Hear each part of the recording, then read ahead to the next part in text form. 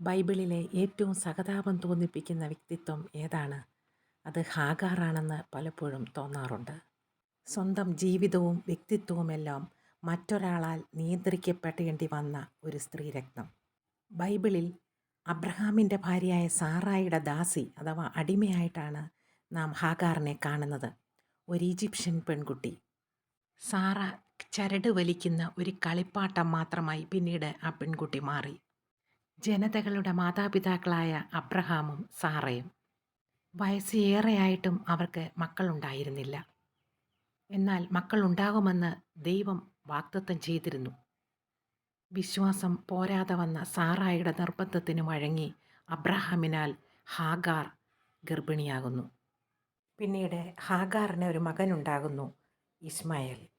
അതിനുശേഷം ദൈവത്തിൻ്റെ വാഗ്ദത്തം നിവൃത്തിയായി അബ്രഹാമിനും സാറയ്ക്കും ഒരു മകനുണ്ടാവുന്നുണ്ട്, ഇസഹാക്ക്.